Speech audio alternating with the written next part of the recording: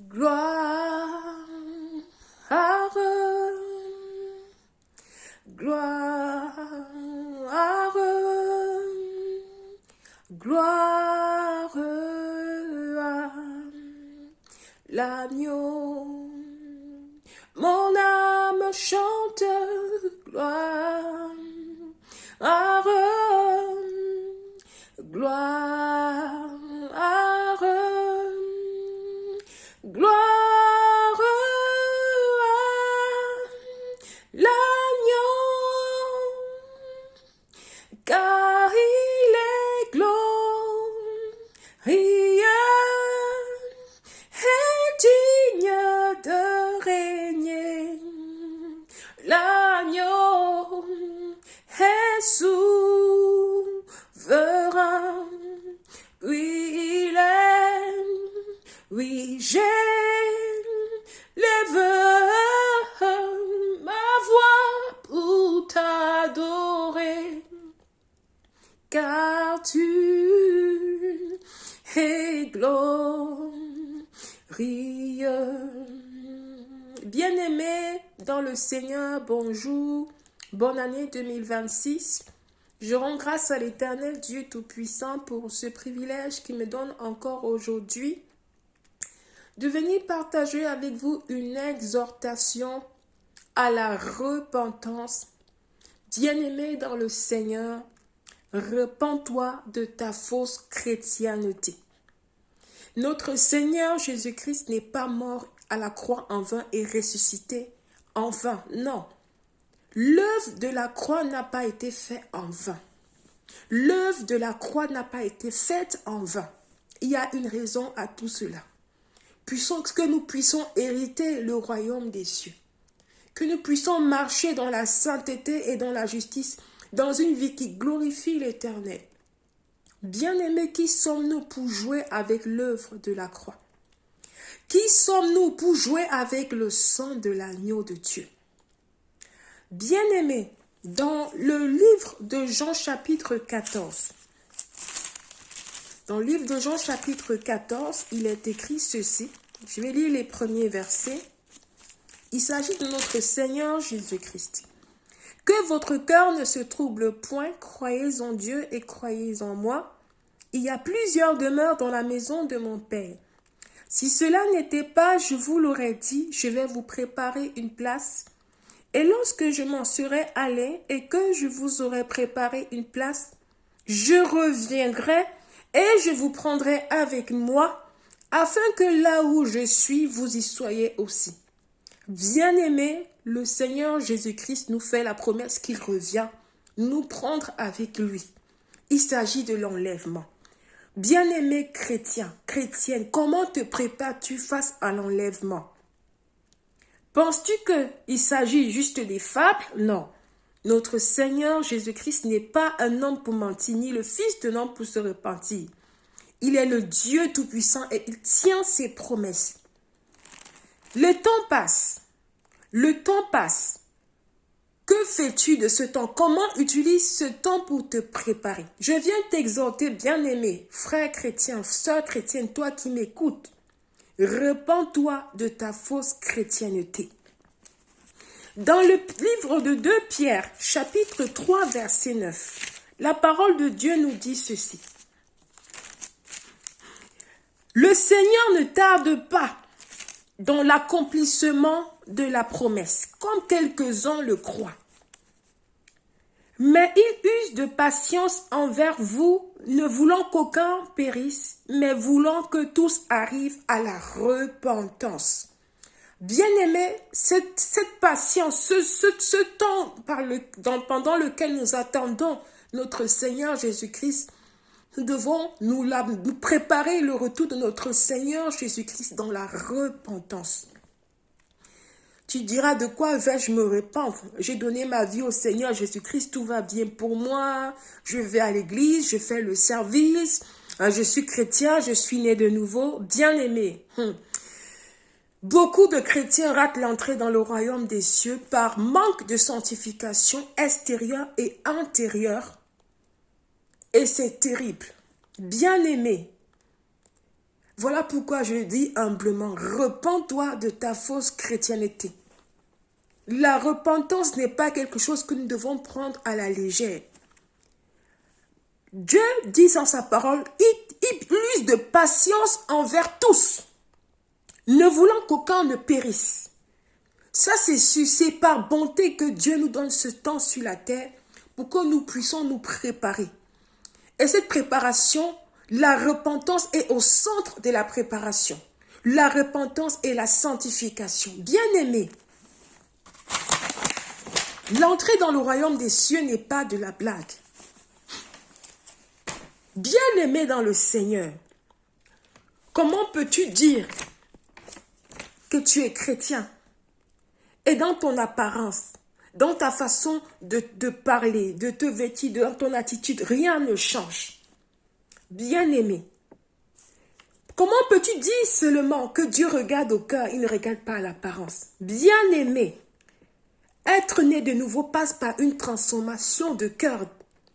Et lorsque le cœur est transformé, l'apparence également change.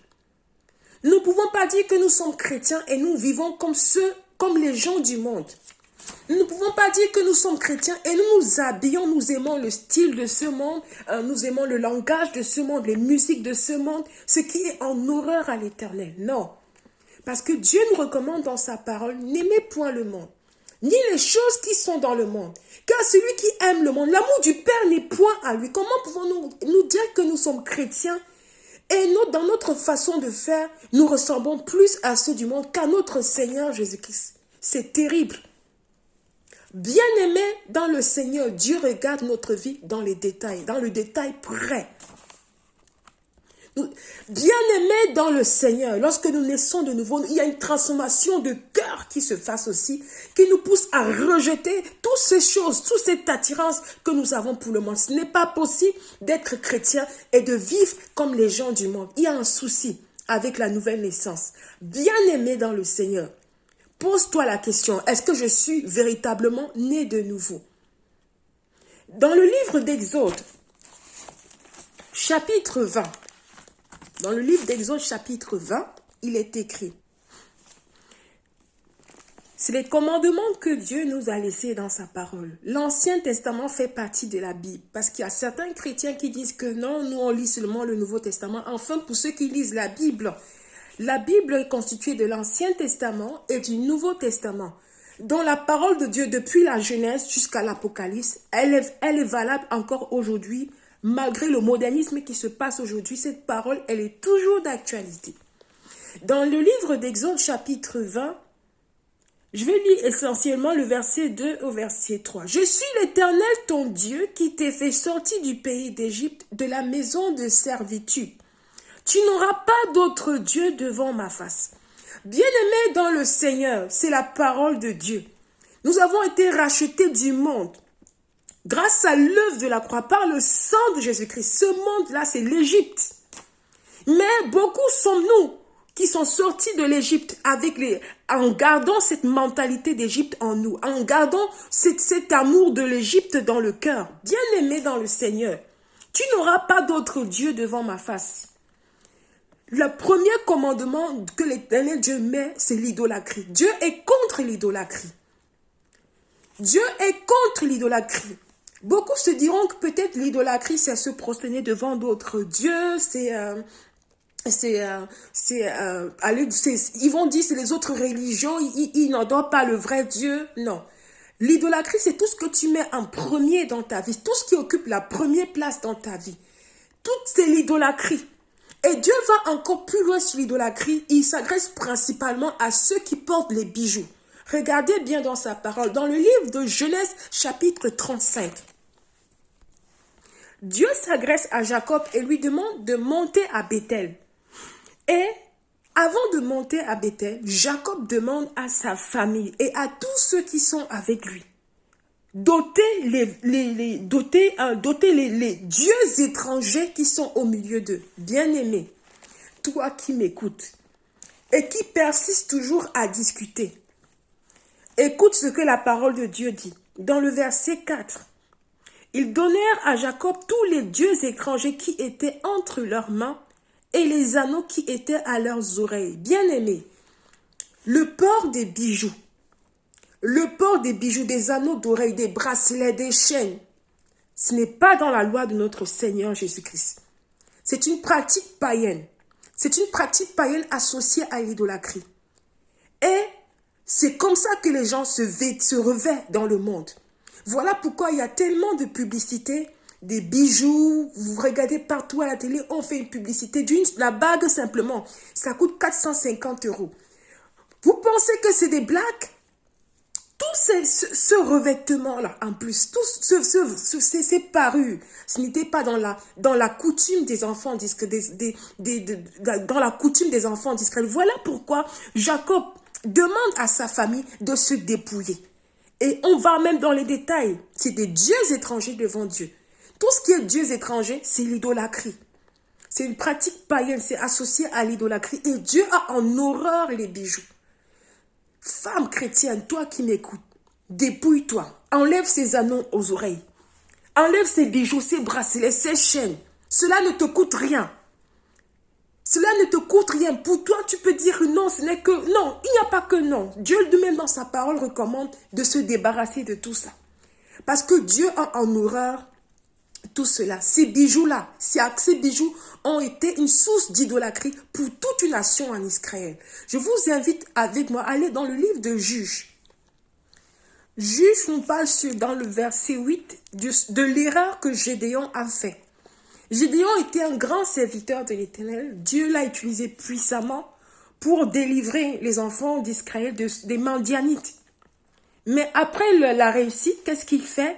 Dans le Juge chapitre 8, à partir du verset 22 jusqu'au 32, vous prenez le temps de lire, vous voyez comment Gédéon a convoité ce que portaient ses ennemis. Au verset 24, il est dit ceci. Gédéon leur dit, j'ai une demande à vous faire. Donnez-moi chacun les anneaux que vous avez eus pour boutin. Les ennemis avaient des anneaux d'or car ils étaient ismaélites. Ça montre encore bien que le port de ces bijoux, des anneaux, de ces chaînes, cela ne revient, c'était pas dans la loi des enfants d'Israël.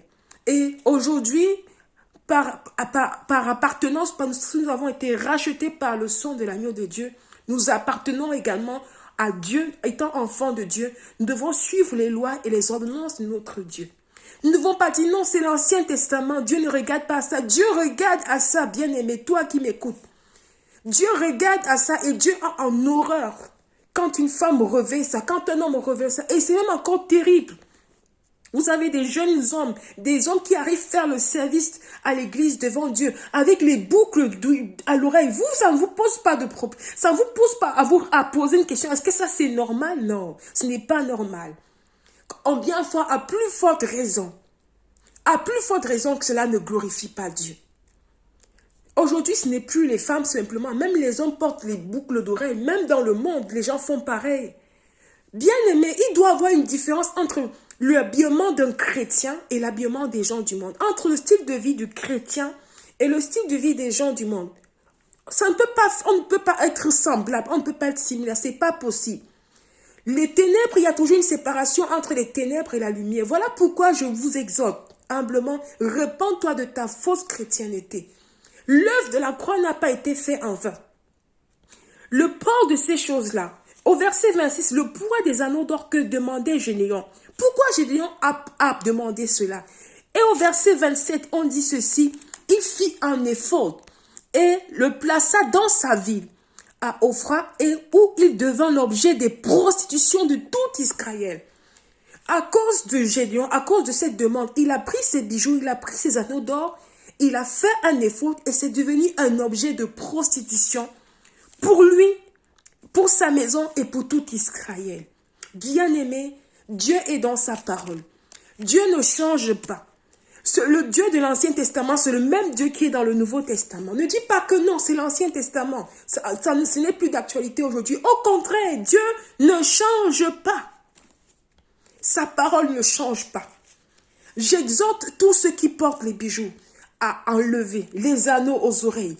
Aujourd'hui, ce n'est plus simplement les hommes, les femmes, même les hommes sont inclus. Je vois des jeunes hommes qui vont à l'église. Je m'en vais faire le service de la boucle d'oreille ici. L'autre, la boucle d'oreille. C'est des pratiques. Déjà, c'est le monde. On ne peut pas être chrétien et vivre comme ceux du monde, et s'habiller comme ceux du monde, et parler comme ceux du monde, et se vêtir comme ceux du monde, et avoir la même attitude, le même accoutrement comme ceux du monde. Ce n'est pas possible. Entrer dans le royaume des cieux, ce n'est pas de la blague, bien-aimé. Je t'invite humblement, enlève tout cela, débarrasse-toi de tout cela. Ne fais pas cadeau de ça à quelqu'un, jette-le, débarrasse-toi de ça. C'est une pratique païenne, c'est associé à l'idolâtrie. Et nous avons vu comment Dieu considère cela comme des dieux étrangers. Et Dieu nous dit dans sa parole, tu n'auras pas d'autre Dieu devant ma face. Ça, c'est de l'idolâtrie aux yeux de Dieu. Et même dans le Nouveau Testament, il est dit ceci, aucun idolâtre n'héritera le royaume des cieux. Bien-aimé, je t'en supplie. Ôte tout cela, débarrasse-toi de tout cela. Je te supplie, sache-le, ça compte énormément pour le salut de ton âme. Ça compte énormément pour le salut de ton âme. Arrêtons de jouer avec l'œuvre de la croix. Dans le livre d'Exode, chapitre 33, plus loin encore, l'Éternel va descendre aux enfants d'Israël, va descendre au milieu des enfants d'Israël. Il dit ceci, au verset 5. Il dit, et l'Éternel dit à Moïse, dis aux enfants d'Israël, vous êtes un peuple au cou roide. Si je montais un seul instant au milieu de toi, je te consumerais. Ôte maintenant tes ornements de dessus toi et je verrai ce que je te ferai.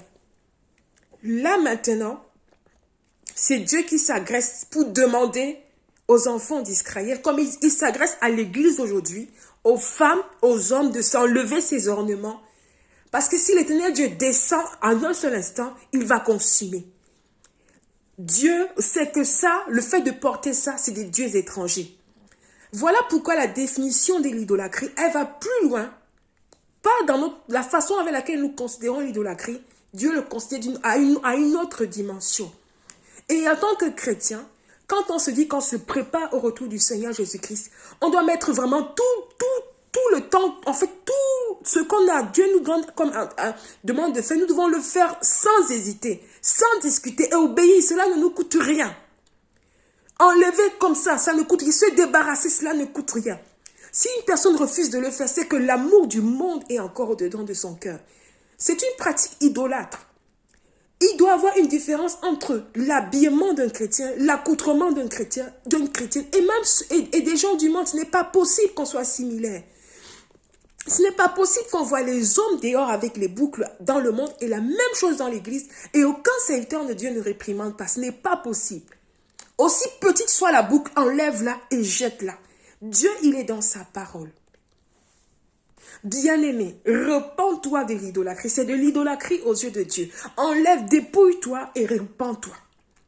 Bien-aimée femme chrétienne, bien-aimée, la maison de notre Dieu est une maison de prière. La maison de Dieu, l'église, n'est pas une maison de prostitution. Alors, je t'invite à faire attention à la façon avec laquelle tu t'habilles quand tu viens dans la présence de Dieu. Aujourd'hui, c'est terrible de voir les femmes presque nues dans la présence de Dieu et personne ne dit rien. La maison de Dieu, l'église n'est pas une boîte de nuit. Femme, quand tu viens dans la présence de Dieu, couvre ton corps, couvre tes seins, couvre tes aisselles, habille-toi bien, s'il te plaît. Cela ne te coûte rien, habille-toi décemment et bien. Tu diras peut-être, non, Dieu regarde au cœur, Dieu ne regarde pas l'apparence. Je te dis ceci, si ton cœur est transformé, tu ne peux pas porter ces choses-là. Si tu es véritablement né de nouveau, tu ne peux pas te vêtir comme ça. Quand tu t'habilles avec des vêtements serrés, une mini-jupe, avant de sortir de chez toi, tu te regardes dans le miroir et tu te dis que tu vas aller comme ça dans la présence de Dieu. Et tu arrives, personne ne te dit rien. Tu as pris habitude à cela. Bien aimé, ça c'est l'église. Pour entrer dans le royaume des cieux, c'est quelque chose de terrible. Tu n'imagines même pas. Tu n'imagines même pas. Il y a des témoignages sur Internet et il y a des témoignages qui sont vrais. Mais pour le salut de ton âme, débarrasse-toi de tout vêtement immoraux. Tout vêtement immoraux. Dieu est un Dieu saint. Dans le livre de Timothée, il exhorte les femmes à avoir un habillement modeste, décent. Et Dieu nous exhorte encore plus loin à être saints dans toute notre conduite. Beaucoup de femmes chrétiennes vont peut-être se dire, non, Dieu regarde au cœur, Dieu ne regarde pas l'apparence. Qui vous a dit ça? Qui vous a trompé? Arrêtez de jouer avec l'œuvre de la croix. Repentez-vous de votre habillement immoral. Changez votre accoutrement devant Dieu. Il n'est pas possible de voir les femmes qui s'habillent nues dehors et dans l'église, c'est pareil. Non. Et même dans le monde, il y a une certaine limite. Mais dans l'église, les femmes ont débordé. Waouh, c'est plus correct. Avant, dans les temps anciens, les femmes ne s'habillaient pas comme ça pour venir dans la présence de Dieu. Une jeune femme ne peut pas s'habiller, même des fois, même ce n'est plus les jeunes femmes, même les mamans, en exposant ses seins comme ça, elle est dans la présence de Dieu. Le vêtement est serré, la jeune même s'assoit pour se couvrir, on voit toutes les cuisses, non. Bien-aimé, porte un vêtement long, ample. Tu ne ressembles pas à une main ça. La parole de Dieu est claire. Nous devons honorer Dieu même par notre habillement. Tout ce que nous faisons doit glorifier Dieu. La jupe doit être jusqu'à la cheville. Le vêtement doit être jusqu'à la cheville. C'est vraiment terrible aujourd'hui parce que Dieu, il est dans sa parole. S'habiller comme ça pour venir dans la présence de Dieu, c'est une rébellion en fait. Beaucoup de femmes ne réalisent pas, c'est une rébellion. Ça, nous sommes dans l'église. Et même dans ces églises-là, Dieu ne connaît pas ces églises parce que ce n'est pas possible de venir dans la présence de Dieu et ton pasteur ne te dit rien. Ton pasteur ne te dit rien que la façon avec laquelle tu es habillé, ce n'est pas normal. Si vous allez à un rendez-vous d'entretien pour un travail, vous allez vous habiller comme ça? Non. La maison de Dieu n'est pas une maison de prostituée, ce n'est pas une boîte de nuit. Bien-aimé dans le Seigneur, femme chrétienne, quand tu viens dans la présence de Dieu, porte des vêtements longs, amples, modestes. Pas des vêtements qui pour montrer que j'ai le dernier cri, j'ai ce dernier marque. Cela ne compte pas devant Dieu. Habille-toi de façon simple, modeste. Pas poser ses seins, les fesses, non. On voit non. Bien-aimée, femme chrétienne, je t'exhorte à te repentir de ta fausse chrétienté. Arrêtez de jouer avec l'œuvre de la croix. Dieu, il est dans sa parole. Il accorde une importance particulière à tout cela. Voilà pourquoi je dis, si ton cœur est véritablement transformé, tu ne peux pas t'habiller comme ça pour venir dans la présence de Dieu. C'est pas possible. Arrêtez de vous moquer de Dieu. Arrêtez de vous moquer de Dieu. L'œuvre de la croix n'a pas été faite en vain. Femme chrétienne, prends le temps de t'habiller d'une façon correcte, modeste, vraiment qui glorifie Dieu. Bien-aimé, ne sais-tu pas que par ton habillement, il y a des gens qui commettent adultère avec toi? Tu vas te dire comment c'est possible. La parole de Dieu nous dit ceci. Quiconque regarde une femme et la convoite a commis adultère avec elle.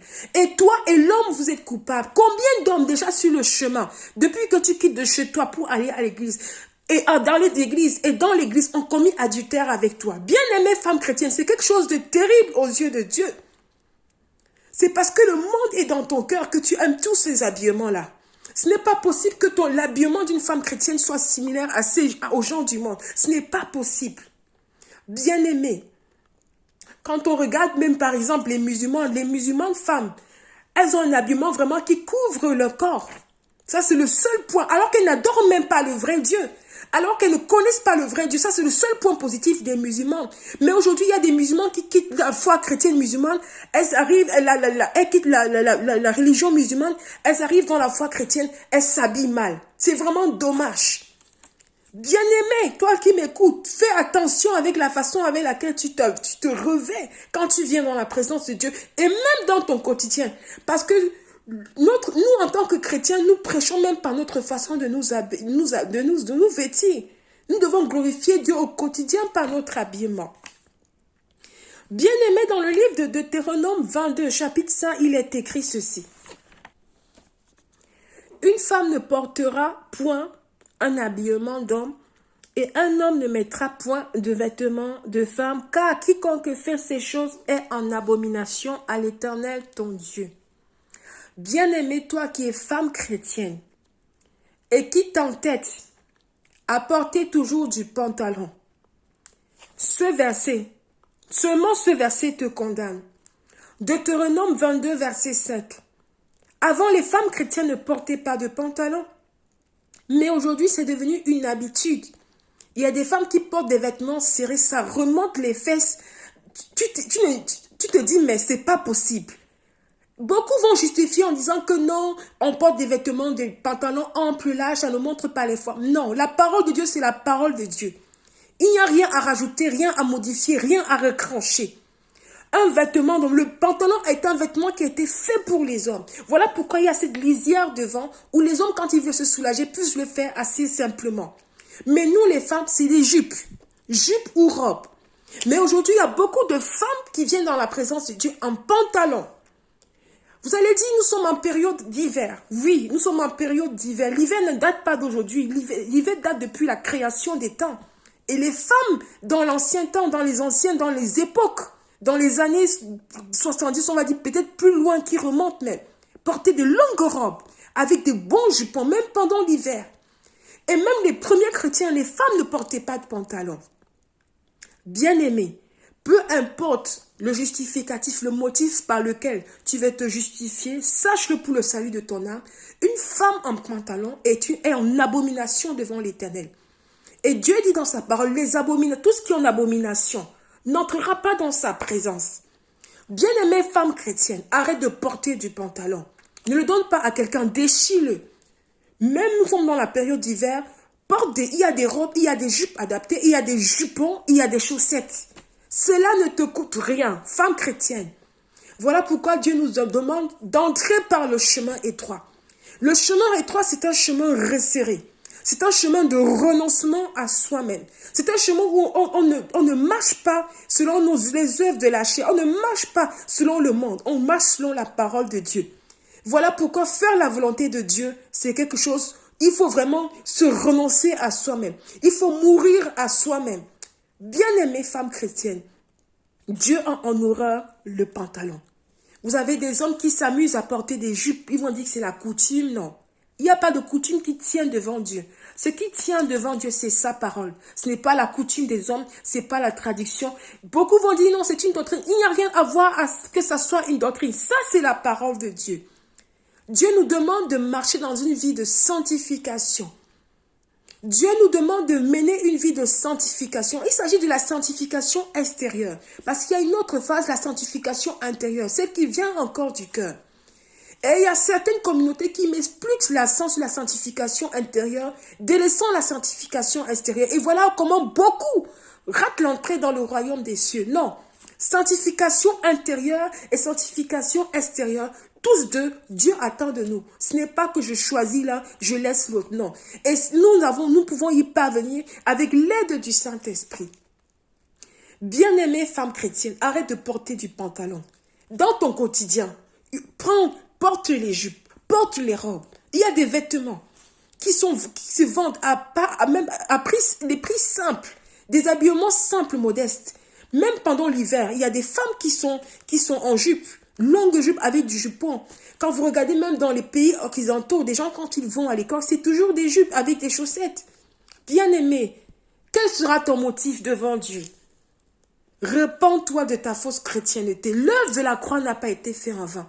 Il doit y avoir une différence entre les chrétiens et ceux qui sont dans le monde. Il doit y avoir une différence.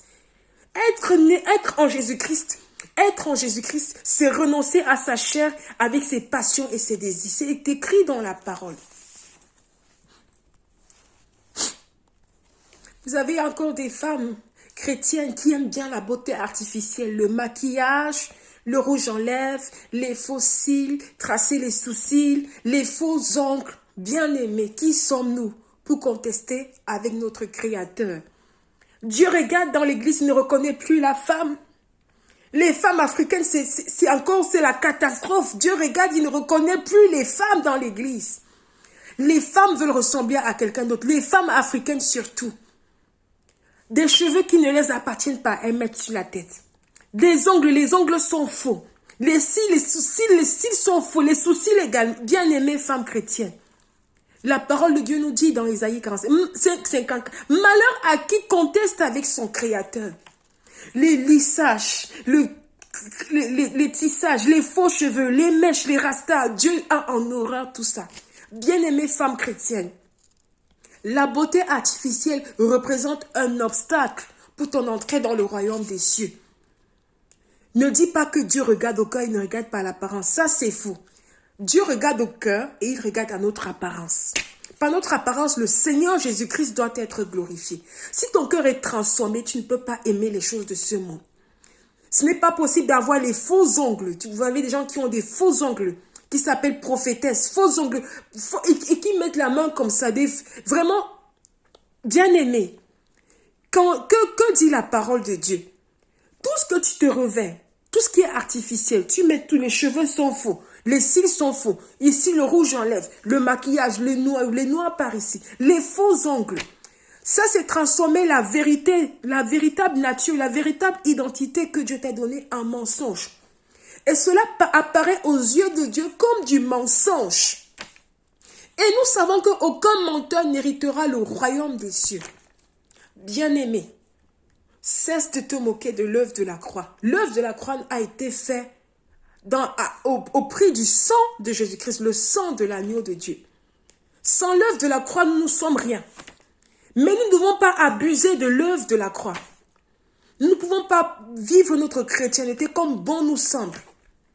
Et venir seulement auprès de Jésus quand nous avons besoin de quelque chose. Mais quand il nous demande de mettre en pratique sa parole, nous trouvons des motifs pour justifier en disant que non, c'est écrit ou dans la parole de Dieu. Bien aimé, c'est écrit dans la parole de Dieu. Malheur à qui conteste avec son Créateur. Dieu demande depuis la Genèse de se dépouiller, même encore dans le Nouveau Testament, même dans le livre de Timothée, Dieu demande aux femmes de ne pas se parer de graisse, d'or, de perles. Cela n'est pas en vain. Il connaît les conséquences que cela a sur le salut de notre âme. Bien-aimée, femme chrétienne, tout cela a un impact spirituel sur notre vie. Tout ce que nous revêtons, tous ces artifices.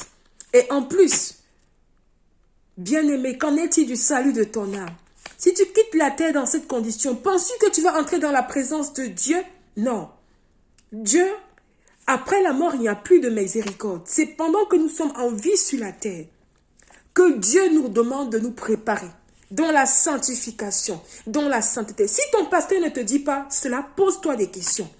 Parce que partout, les gens parlent de ça, de ce message de la sanctification. Cela doit quand même t'interpeller quelque part. Non.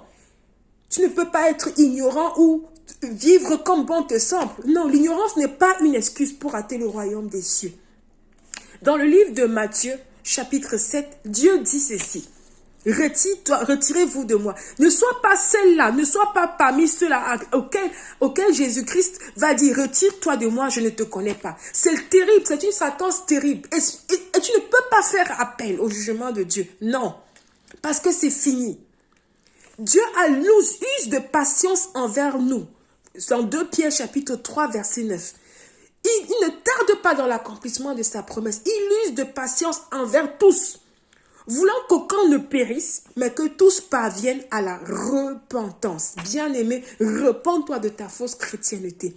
Arrête de te moquer de l'œuvre de la croix. Cela compte énormément aux yeux de Dieu comment un chrétien s'habille, une femme chrétienne s'habille, un homme chrétien s'habille. Bien-aimé dans le Seigneur, quand tu viens dans la présence de Dieu, toi qui es homme, prends la peine d'enlever ton chapeau. Arrête de déshonorer Dieu en mettant ton chapeau, en gardant ton chapeau.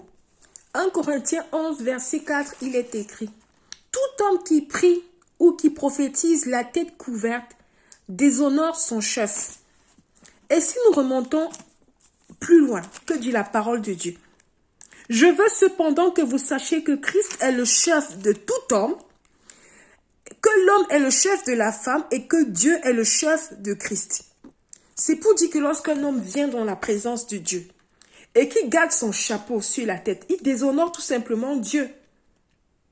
La parole de Dieu nous dit dans Malachie, si je suis pour vous, dans Malachie chapitre 1, il dit, un fils honore son père et un serviteur son maître. Si je suis un père, où est l'honneur qui m'est dû? Bien-aimé, toi qui es homme chrétien, qui vient dans la présence de Dieu, tu es peut-être à la chorale ou au basse, tu joues le tam-tam, le piano, et tu t'amuses à garder ton chapeau quand tu es dans la présence de Dieu. Et tu dis, Père, Père, Père, arrête de te moquer de Dieu. Dieu est clair dans sa parole. Si ton pasteur ne te le dit pas, sache-le pour le salut de ton âme. Toutefois où tu as fait cela, repens-toi et ne le refais plus. Quand tu entres dans la présence de Dieu, quand tu veux prier, enlève ton chapeau. Le salut, c'est quelque chose de personnel.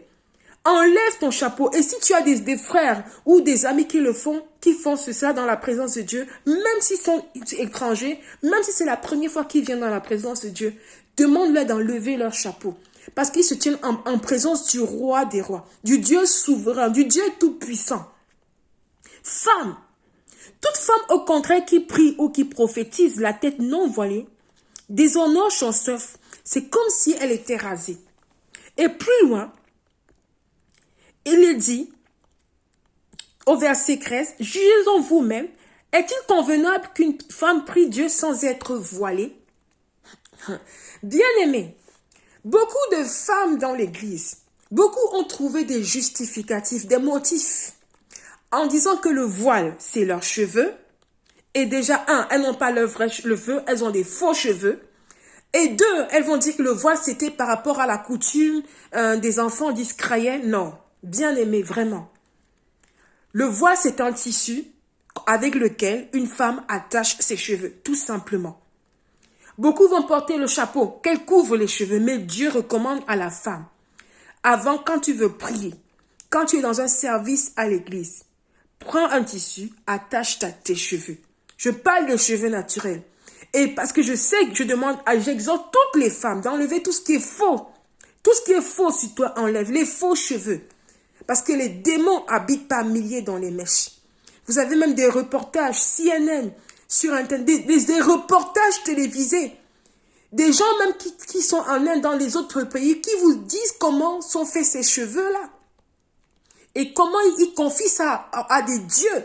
Ils offrent ça en culte à des dieux avant de commercialiser.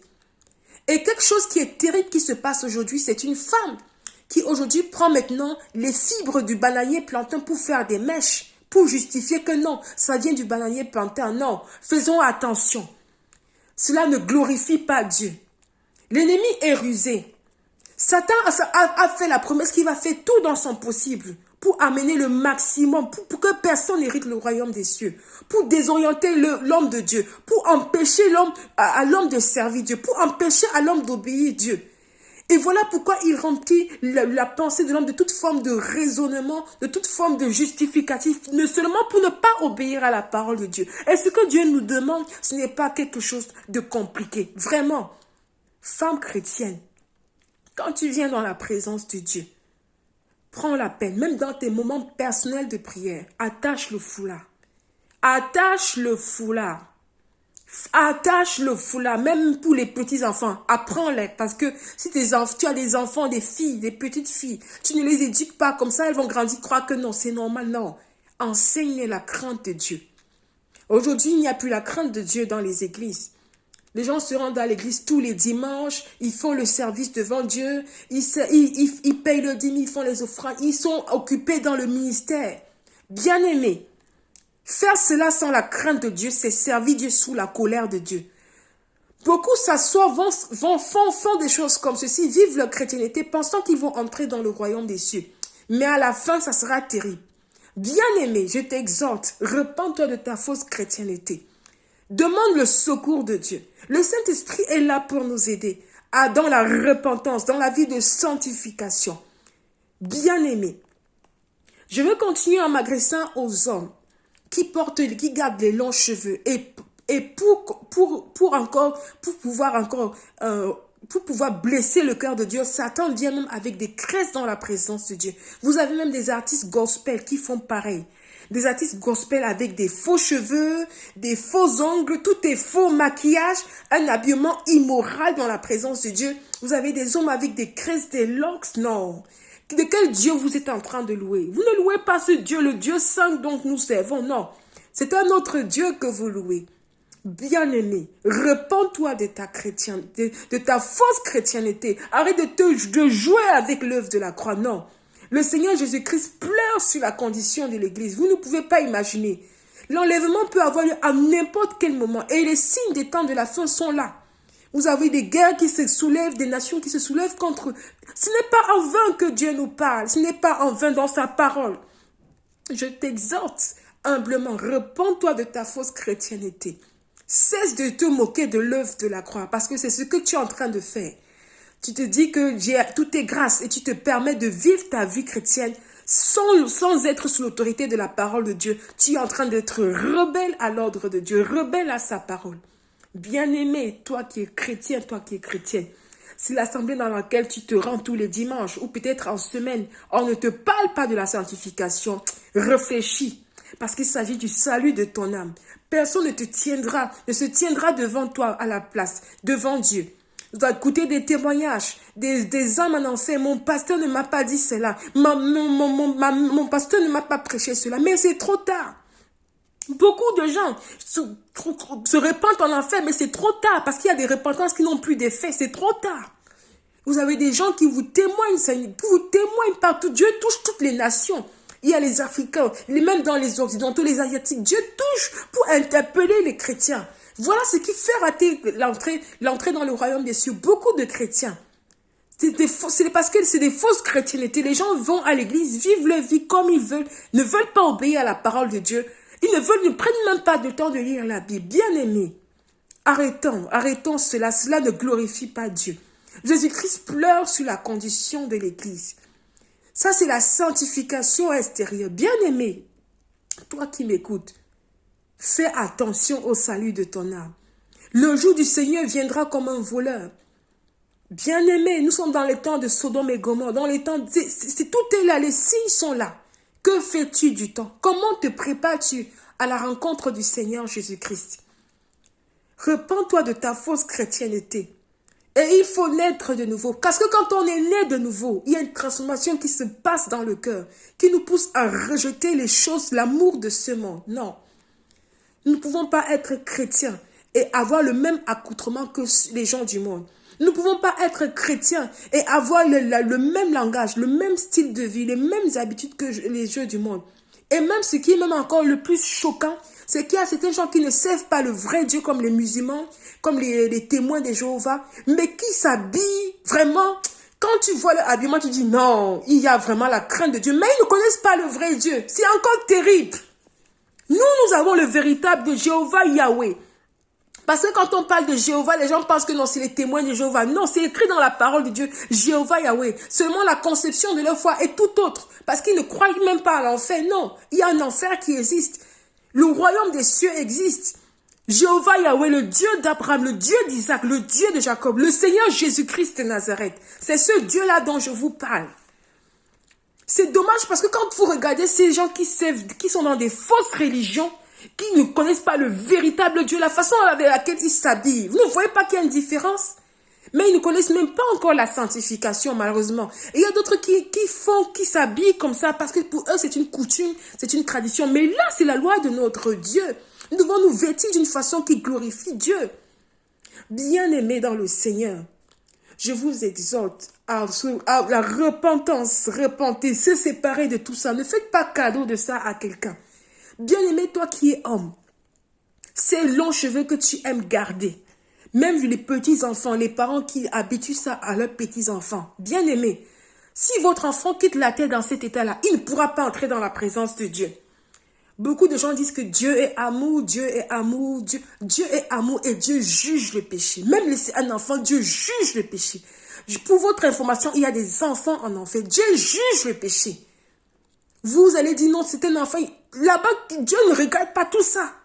Parce que Dieu suppose qu'en donnant les parents ont la responsabilité d'éduquer les enfants dans la crainte de Dieu.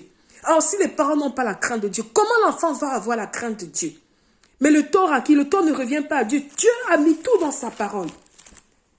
L'ignorance n'est pas une excuse. Dieu dit dans sa parole que mon peuple périt parce qu'il manque de connaissance. Je ne parle pas d'une connaissance qui vous pousse à rechercher les choses de ce monde, à prospérer. Je parle de la connaissance de la parole de Dieu. Comment vivre notre chrétienté? Comment marcher dans une vie de sanctification, dans une vie qui glorifie Dieu? Voilà pourquoi dans 2 Pierre chapitre 3 verset 9, le Seigneur Jésus-Christ dit ceci. Dieu dans sa parole, il dit 2 Pierre chapitre 3 verset 9. Il est écrit, le Seigneur ne tarde pas dans l'accomplissement de la promesse, comme quelques-uns le croient. Mais il use de patience envers vous, ne voulant qu'aucun périsse, mais voulant que tous arrivent à la repentance. Puissions-nous arriver à une repentance sincère devant Dieu. Puissions que notre vie en cette nouvelle année 2026, qui a de cette nouvelle résolution de marcher dans la sanctification, de se repentir de ces fausses chrétientés. Parce que le jour de l'Éternel est un jour terrible. Vous avez vu comment c'est décrit dans la parole. C'est le jugement qui vient. C'est un jugement qui arrive. Bien-aimés, marcher avec Jésus-Christ, c'est une vie de renoncement. Renoncement. Nous avons été rachetés du monde par l'œuvre de la croix, par le sang de l'agneau de Dieu. Et nous ne pouvons pas vivre encore notre chrétienté en vivant comme étant dans le monde. Non, ce n'est pas possible. Dieu use de patience envers nous tous, pour qu'aucun de nous ne périsse, mais que nous tous nous parvenons à la repentance. C'est avec cette repentance-là que Dieu nous accorde cette grâce, cette justice-là, de pouvoir lui appartenir complètement. Bien-aimé, voilà pourquoi je dis, il faut naître de nouveau. Un chrétien qui est né de nouveau, il y a une transformation qui se passe dans le cœur. Il y a des choses même que sans qu'on ne te dise, tu vas savoir que non, ça je ne peux plus, ça je ne peux plus, ça je ne peux plus. Mais si au quotidien, tu dis que tu es né de nouveau et que dans ta façon de faire, de changer, de t'habiller, de parler, même dans ton style de vie, rien ne change, non, il y a un problème. Il y a un problème avec cette nouvelle naissance.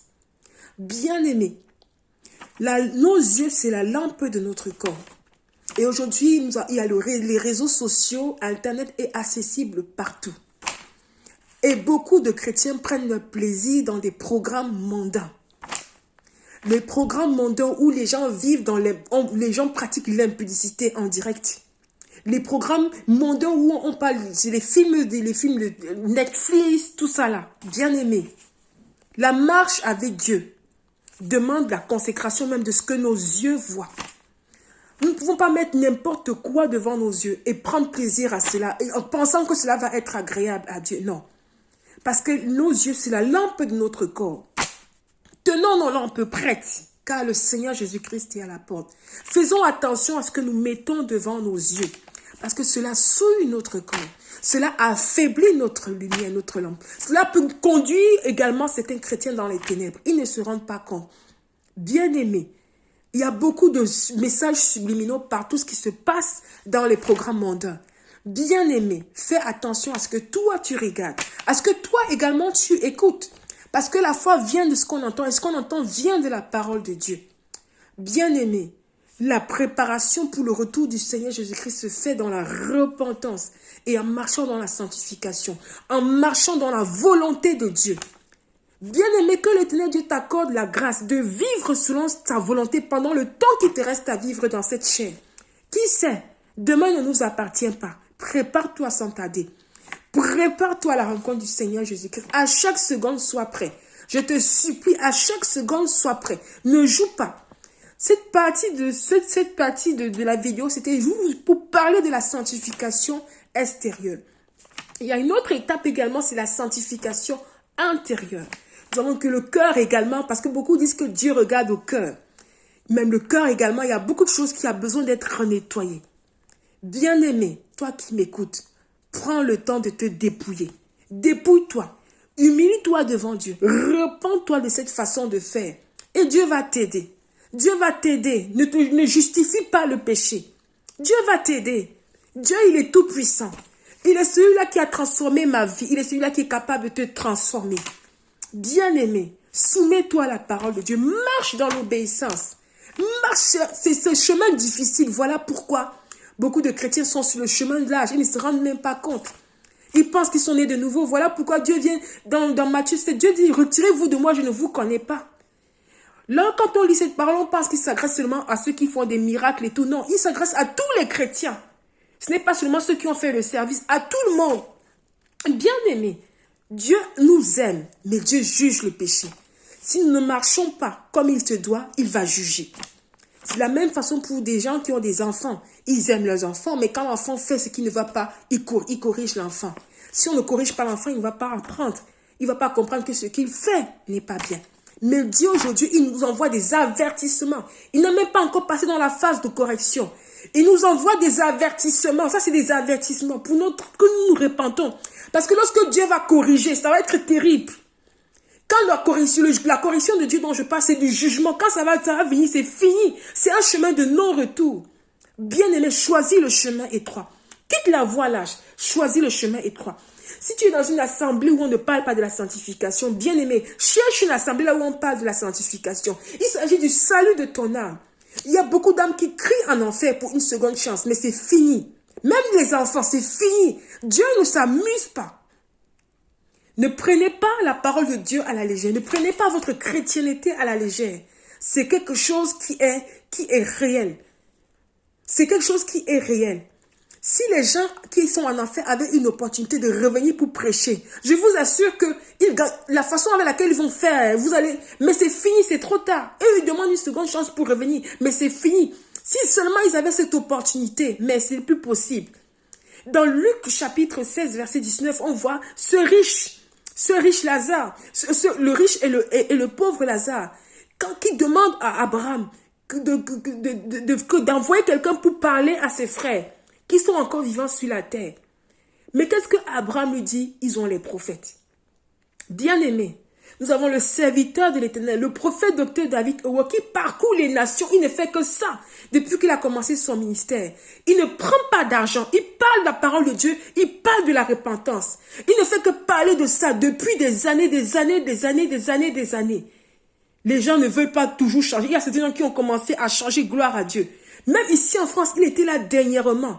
Dieu nous parle toujours au travers de sa parole. Dieu nous parle par le Saint-Esprit. Dieu nous parle par les rêves. Dieu nous parle par les révélations. Dieu utilise toutes sortes de moyens pour nous avertir. Il nous envoie son prophète. Il était là dernièrement en France. Oh, bien-aimé, Dieu choisit ses prophètes. Celui qui parle de la part de Dieu réprimandera toujours le péché. Celui qui parle de la part de Dieu réprimandera le péché et va tourner les chrétiens non pas à lui, mais vers le royaume des cieux, vers le Seigneur Jésus-Christ. Et c'est ce que le prophète docteur David Owo fait toujours et toujours depuis qu'il a commencé. Bien-aimé, toi qui m'écoutes, humilie-toi dans la présence de Dieu, répands-toi.